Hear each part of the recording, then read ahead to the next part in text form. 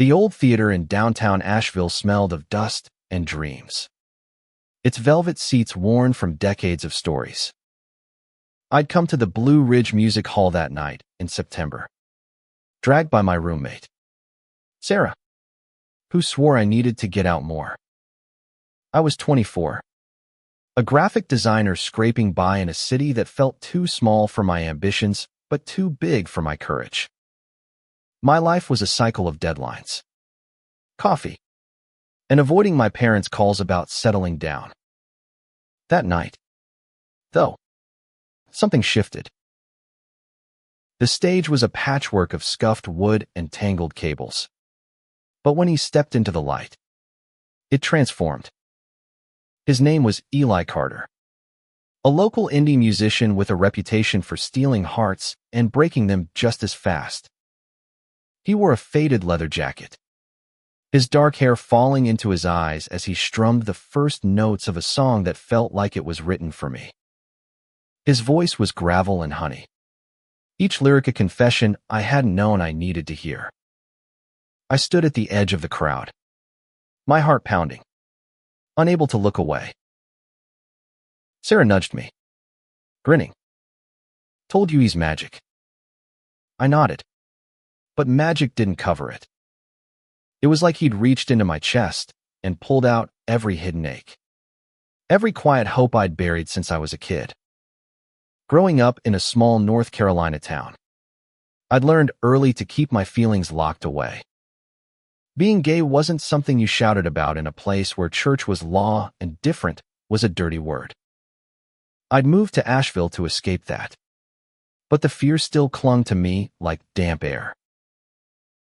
Eli's set ended too soon, and the crowd erupted. I clapped until my palms stung, my eyes still fixed on him as he bowed, sweat glistening on his brow. Then, impossibly, he looked right at me. Not a glance, but a stare piercing, deliberate, like he'd seen me long before I'd seen him.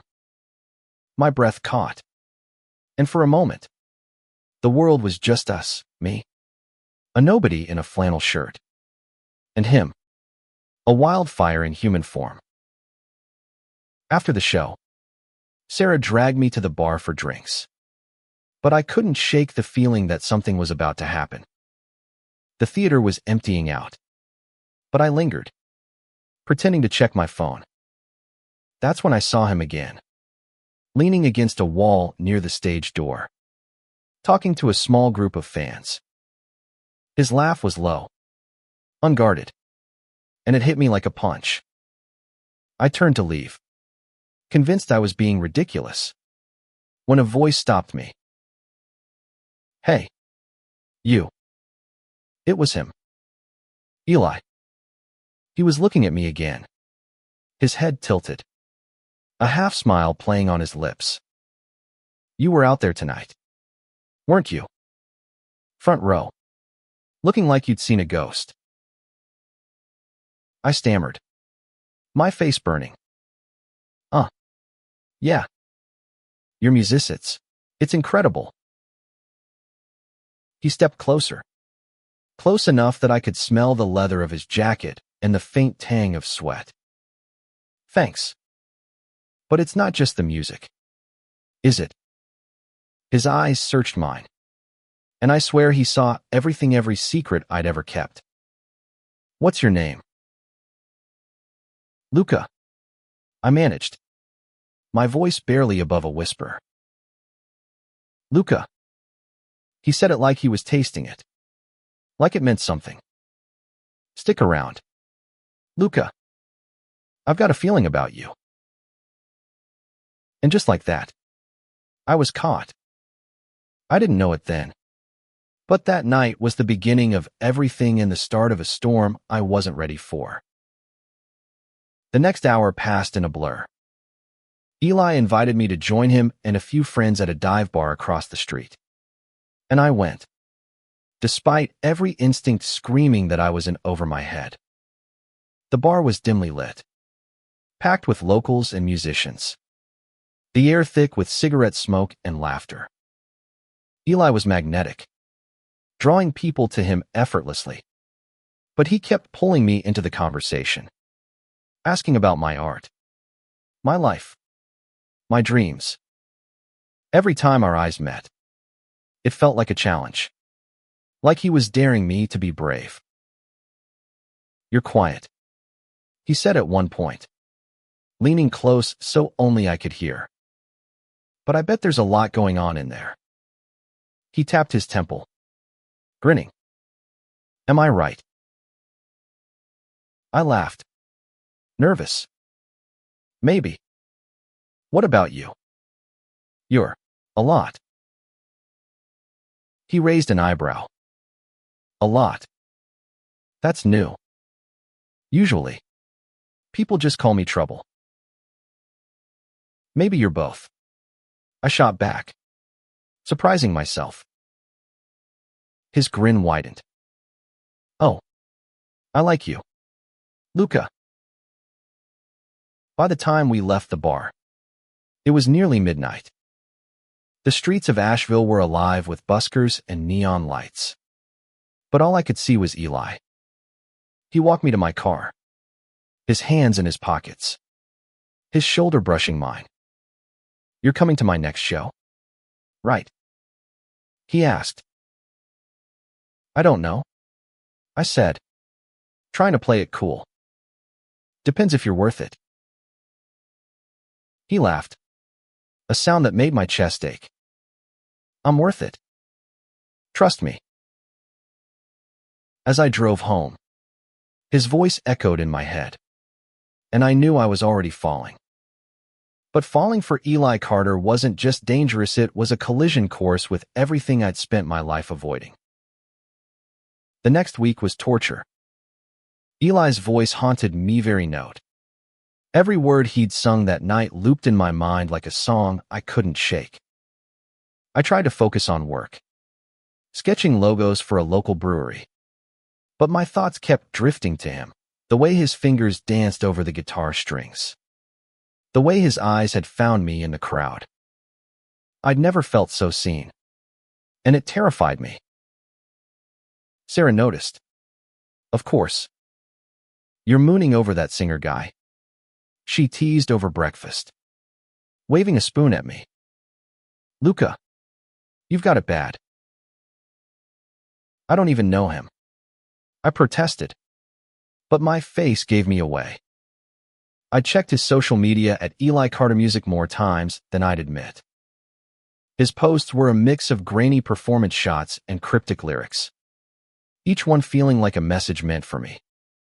When I saw he was playing another show at the Blue Ridge Music Hall that Friday, I didn't hesitate. I bought a ticket, telling myself it was just curiosity.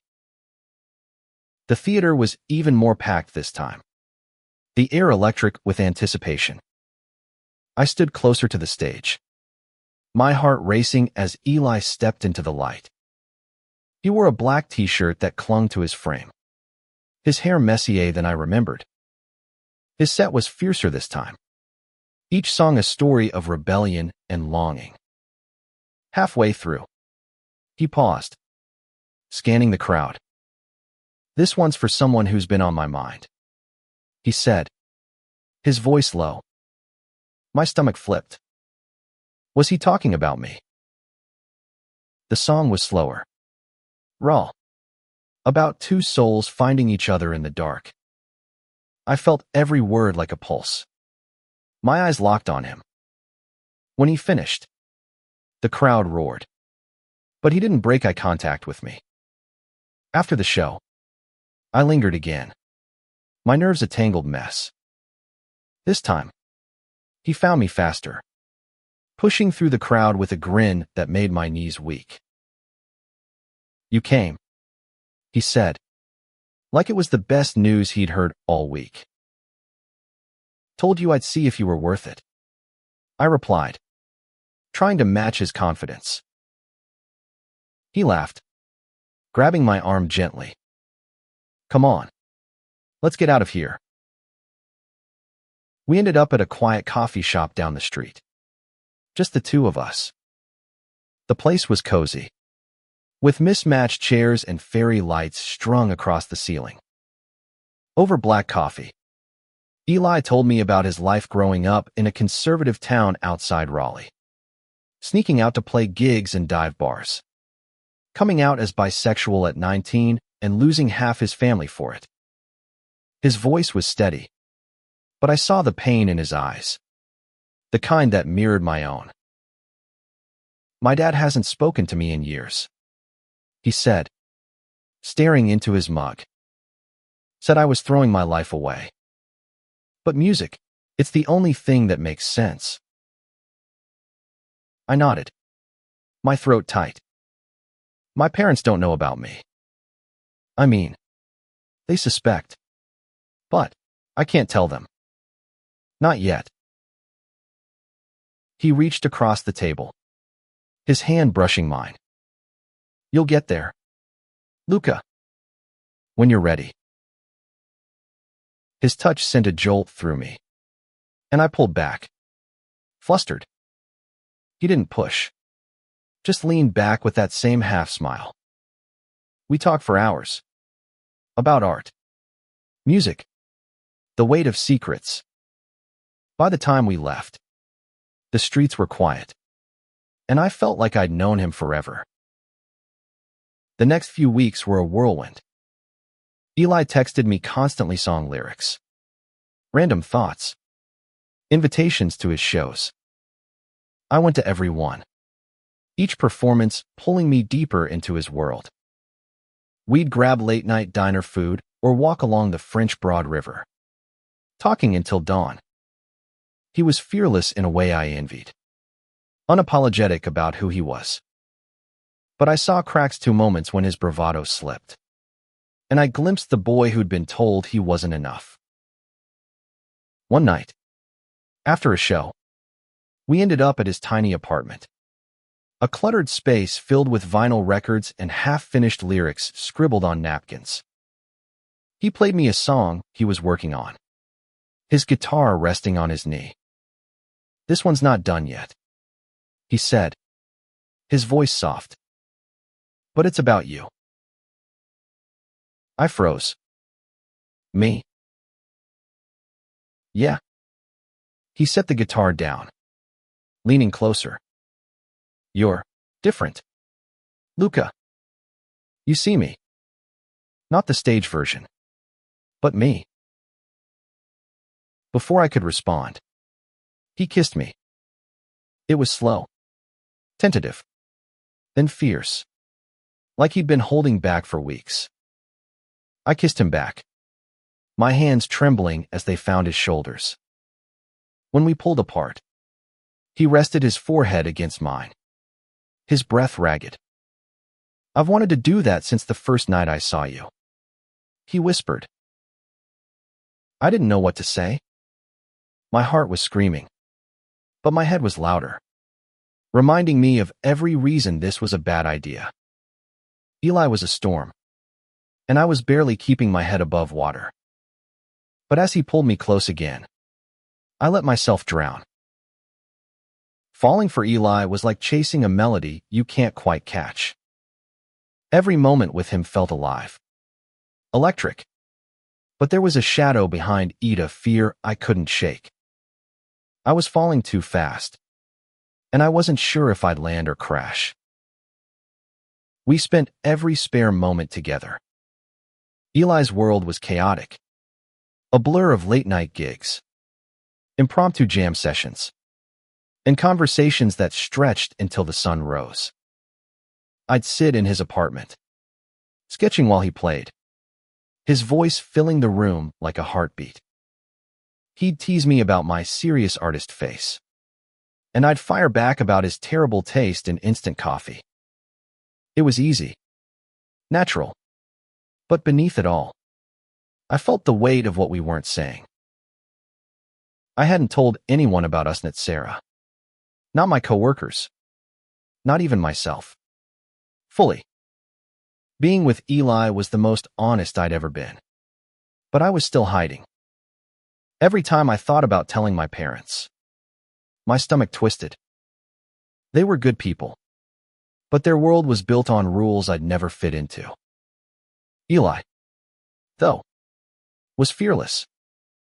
He wore his truth like armor, even when it hurt. One night, we were sprawled on a blanket by the river, the water glinting under the moonlight. He was telling me about a song he'd written after his first heartbreak. His voice soft but steady. I thought I'd never get over it, he said. But then I realized pain's just part of the deal. You love. You hurt. You keep going. I stared at the stars, my chest tight. What if you're not ready to hurt? He turned to me, his eyes searching. You don't get to choose that, Luca. But you do get to choose who's worth it. I wanted to tell him he was worth it, but the word stuck. Instead, I kissed him, hoping it said enough. His hands cupped my face, and for a moment, the world was simple. But simplicity never lasted. The next day, I got a call from my mom. She was planning a visit to Asheville, her voice bright with excitement. We miss you, Luca. It's been too long.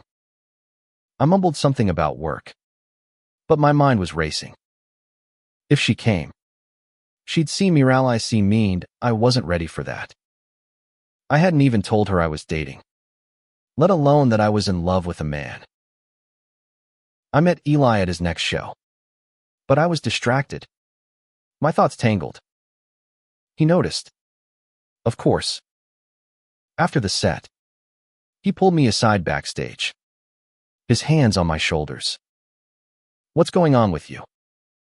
You're a million miles away. I hesitated, then blurted it out. My mom's coming to town. I haven't told her about us. About me. His face softened, but there was a flicker of hurt in his eyes. Okay. So tell her. It's not that simple. I snapped, sharper than I meant. You don't get it. Your family already knows, and they made their choice. Mine, they're all I have. He stepped back, his jaw tight. You think I don't get it? Luca, I lost half my world when I came out. But I did it because I couldn't live a lie. Can you? The question hung between us, heavy and sharp.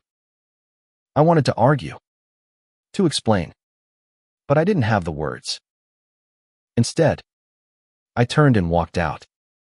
The cool night air hitting me like a slap. I didn't look back, but I felt his eyes on me, burning through the dark. For the next few days, I avoided him. I ignored his texts, skipped his shows, buried myself in work. Sarah noticed, but I brushed her off, saying I was just stressed. The truth was, I was terrified. Eli had cracked open something in me, and I wasn't sure I could handle what came next. Then, one evening, he showed up at my apartment. He looked tired, his leather jacket slung over one shoulder, his eyes searching mine. You can't just disappear on me, Luca, he said, his voice low. Talk to me. I let him in, and we sat on my couch, the silence stretching between us. Finally, I spoke. I'm scared, Eli. I don't know how to do Thisbe with you. Be me. Not when it could cost me everything. He reached for my hand, his grip firm. You're not going to lose everything. You've got me. And you've got yourself. Even if you don't see it yet. His words broke something in me, and I kissed him. Desperate. Like he was the only thing keeping me grounded. That night, we didn't talk about the future or the past. We just held each other. And for the first time, I let myself believe I could be brave. Eli's words stayed with me, a quiet anchor in the storm of my thoughts. But courage wasn't a switch I could flip.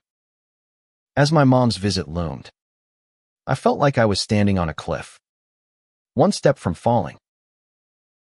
My mom arrived on a crisp October morning, her suitcase rattling behind her as she hugged me tightly. "You look tired, Luca," she said, her eyes scanning me with that mom worry that saw too much. We spent the day exploring Asheville art galleries, coffee shops, the usual tourist spots, but I was on edge, waiting for the moment she'd ask about my life. That night, she insisted on dinner at my apartment. I cooked pasta, my hands shaking as I stirred the sauce. We talked about safe things, her garden, my job, but then she set her fork down and looked at me. "Luca, are you happy here? Really?" I froze, the question hitting too close. "Yeah, Mom. I'm fine." She tilted her head, her voice soft.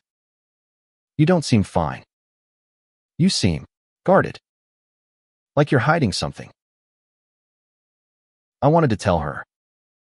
The words were right there, clawing at my throat, but fear choked them back.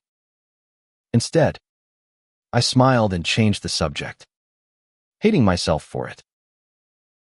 After she left, I called Eli. He showed up within the hour, his guitar case slung over his shoulder like always. We sat on my balcony, the city lights flickering below. "How'd it go?" he asked, his voice gentle. "I couldn't do it," I admitted, staring at my hands. I wanted to tell her, but I just couldn't. He didn't judge, didn't push. He just took my hand and squeezed. "It's okay. It's not a race." But it didn't feel okay. I felt like a coward, torn between the life I'd always known and the one I was starting to want. Eli was patient, but I saw the worry in his eyes, the fear that I'd pull away for good. The next week, he invited me to a music festival where he was performing. It was a big deal, a multi-day event with thousands of people, a chance for him to break out. I went, partly to support him, partly to escape my own head. The festival was a riot of color and sound, with stages scattered across a sprawling field. Eli was electric, his performance drawing a huge crowd. I stood near the front, my heart swelling with pride, but also with a nagging fear. He was going places, and I was still stuck, afraid to move. After his set, we wandered the festival, sharing a beer and laughing at the overpriced food trucks. But as the night wore on, I felt the distance between us growing, not because of him, but because of me. He was so sure of himself, so open, while I was still hiding in the shadows. That night, back at his apartment, I finally broke. "What if I can't do this, Eli?" I said, my voice shaking. "What if I'm not strong enough to be us?" He set his guitar down, his face serious. "Luca, I'm not asking you to be anyone else. I just want you to be you. The real you."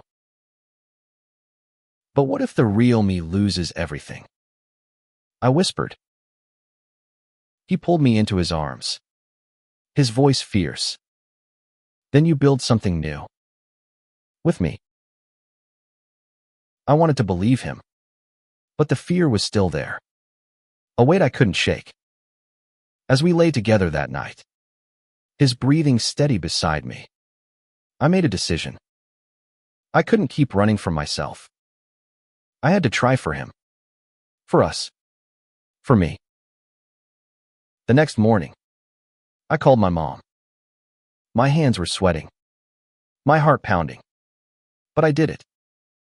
Mom, there's something I need to tell you. I said, my voice barely steady. I'm gay. And I'm in love with someone. The silence on the other end was deafening. Then, softly, she said, Okay, Luca, can we talk about this when I'm back in town? It wasn't acceptance, but it wasn't rejection either. It was a start. When I hung up, I felt lighter, like I'd finally taken a step toward the person I wanted to be. Telling my mom was like cracking open a dam. Everything I'd held back started to spill out. I felt raw, exposed, but also free in a way I hadn't expected. Eli was there through it all, his presence a steady warmth against the chaos in my head. But freedom came with a cost. My mom's visit the following week was tense. We met at a cafe, and she listened as I told her about Eli, about how he made me feel alive. Her face was a mask of worry and confusion, but she didn't shut me out. I just need time. Luca, she said. This is a lot. I nodded, swallowing the lump in my throat. I know. When I told Eli, he hugged me tightly. You did it. That's huge. But the high didn't last. Word spread faster than I'd expected. A cousin saw my mom's post on social media, vague mention of family challenges, and connected the dots. Soon, my phone was buzzing with messages from relatives. Some supportive, some not. My dad called, his voice cold. Is this true? Luca, you're like that. I tried to explain, but he hung up before I could finish. The rejection stung, sharper than I'd imagined. Eli was there, holding me as I cried, but I could see the strain in his eyes. My pain was becoming his, and I hated that. Meanwhile, Eli's career was taking off.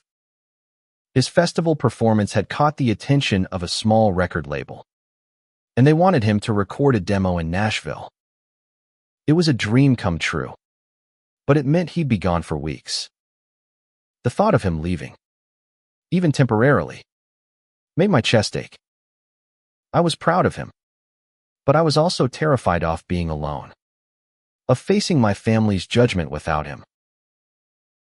The night before he left, we sat on his couch, his guitar resting against the wall. Come with me, he said suddenly, his eyes bright. Just for a few days. See Nashville. Meet the label folks. I laughed, thinking he was joking. I can't just leave. Eli, I've got work. And everything. He leaned closer, his voice urgent. Luca, you're stuck here. In your head. Come with me. Live a little. I wanted to say yes, but the fear was back, clawing at me. I can't. I said finally. Not yet. His face fell, but he nodded. Okay. But I'm not giving up on you. He left the next morning, and the silence was deafening. I threw myself into work, trying to ignore the ache in my chest. But every night, I'd listen to his songs, his voice filling the empty spaces. He called when he could, his voice crackling over bad connections, telling me about Nashville, the studio, the music. I could hear the excitement in his voice, but also the distance. Not physical, but something deeper. One night, He called me late, his voice heavy. Luca, I need to tell you something. The label, they want me to move here. Permanently. My heart stopped. What? It's a big opportunity, he said, rushing on. But I don't know if I can do it without you. I need you with me. I didn't know what to say. Nashville was a world away. A place where I'd have to start over. Where I'd have to face myself fully. The idea was thrilling and terrifying all at once. I need time to think, I said finally. Take all the time you need, he said, but I could hear the hurt in his voice. Just don't shut me out. The next few weeks were a blur. My dad stopped calling, and my mom's texts were short, polite. Sarah tried to cheer me up, dragging me to art shows and bars. But nothing filled the void Eli had left. I missed him, his laugh, his touch, the way he made me feel brave. But I was still scared, still stuck.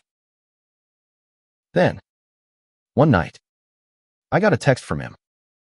Just a link to a song. No explanation. I clicked it, and his voice filled my apartment, raw and aching. It was the song he'd played for me, the one about me, now finished.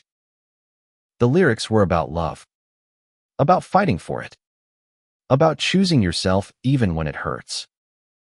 By the time it ended, I was crying, but I knew what I had to do. Eli's song was a wake-up call. I couldn't keep living half a life, caught between who I was and who I wanted to be. I spent the next few days tying up loose and talking to my boss about remote work, packing a bag, booking a flight to Nashville. It felt reckless, but it also felt right. When I landed, Eli was waiting at the airport, his grin brighter than the Tennessee sun. He pulled me into a hug, and for the first time in weeks, I felt whole. You're here, he said, his voice thick with emotion. I'm here, I said, and I meant it in every way. Nashville was overwhelming loud, bright, alive with music and possibility. Eli's apartment was a tiny studio above a record shop, cluttered with instruments and coffee mugs. We spent the first few days exploring the city, from honky-tonk bars to quiet parks. He introduced me to his new friends, musicians and producers who welcomed me like I'd always been part of their world. But the real magic was in the quiet moments leaning on his couch, listening to him play, feeling like we were building something real. Still, the fear lingered. I hadn't heard from my dad since our fight, and my mom's texts were still cautious. I knew I'd hurt them, but I also knew I couldn't go back to hiding. Eli saw the struggle in me, and one night, as we sat on his balcony, he took my hand. You don't have to have all the answers, Luca, he said. Just keep moving forward. I nodded, but the weight of my family's silence was heavy. I wanted them to understand, to see me, but I wasn't sure they ever would. Eli, though, was my anchor. His belief in me made me want to be braver, to fight for the life we were building. A few weeks later, Eli got a call from the label. They wanted him to open for a bigger act, a chance to play for thousands. It was a huge step, but it also meant more time on the road, more distance between us. Come with me, he said again, his eyes pleading. Not just for a visit. For real. This time, I didn't hesitate. Okay, I said. Let's do it. The tour was a whirlwind, small venues, big crowds, Late nights in cramped vans. I helped with merch, sketched designs for his album art, and fell deeper in love with him every day. But the road wasn't easy. There were fights about money, about time, about my lingering doubts. One night, in a dingy motel room, I snapped at him over something small, and it spiraled. "You're still holding back," he said, his voice sharp. "You're here, but you're not all in." "That's not fair," I shot back. "I left everything for you." "No, you left for you," he said, his eyes fierce. "And that's good. But you've got to stop looking back." He was right, and it hurt. I was still carrying the weight of my family's judgment, still afraid of losing them completely. But Eli wasn't asking me to forget them, was asking me to choose myself. The next day, I wrote my parents a letter. I poured everything into it, my fears, my hopes, my love for Eli. I didn't know if they'd read it, but it felt like a release, like I was finally letting go of the version of me they wanted. When I showed Eli the letter, he pulled me close. "I'm proud of you," he said, "no matter what happens." The tour ended in Asheville, a homecoming for both of us. Eli's show was at the Blue Ridge Music Hall, the same place where it all began. I stood in the crowd, my heart full, watching him pour himself into every note. When he sang the song about me, the one he'd finished in Nashville, I felt tears in my eyes. It wasn't just about use, it was about choosing love, choosing truth, choosing yourself. Back in Asheville, everything felt different. The city was the same streets, same lights, but I wasn't. Eli's show had been a triumph, and the crowd's energy lingered in the air as we left the theater. But there was one thing left to face: my family. I hadn't heard from my parents since I sent the letter. Part of me hoped they'd reach out, but another part was terrified of what they'd say. Eli sensed it, his hand finding mine as we walked to my apartment. "Whatever happens, we're in this together," he said. The next morning, my mom called. Her voice was quiet, careful. "Can we meet, Luca? Just you and me." I agreed, my stomach in knots. We met at the same cafe where we'd talked before, and she looked older, more fragile than I remembered. "I read your letter," she said, her hands wrapped around a mug. "It was hard, but I'm trying to understand." I nodded, my throat tight. "I just want you to know me, Mom. The real me." She reached for my hand, her touch tentative. "I love you, Luca. I don't understand everything, but I'm not going anywhere." It wasn't perfect, but it was enough. For the first time, I felt like we could build something new, even if it took time. My dad was a different story, he still hadn't called, but I was learning to let go of the need for his approval. Eli and I settled into a rhythm in Asheville. He was working on his album, and I was taking on freelance projects. My art bolder than ever.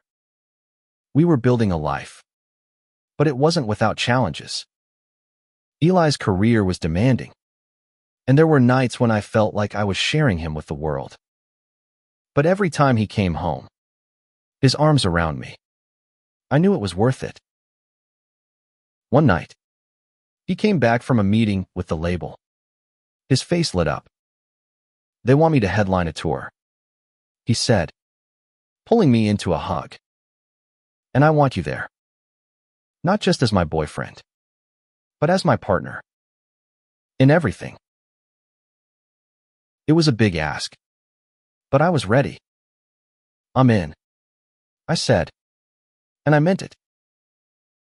The next few months were a blur of planning, packing, and dreaming. We were a team, facing the world together. But there was one last hurdle, my dad. I hadn't seen him since our fight, but I knew I couldn't move forward without trying one more time. I drove to my parents' house, a small brick home in the suburbs. My dad was in the garage, tinkering with his old car.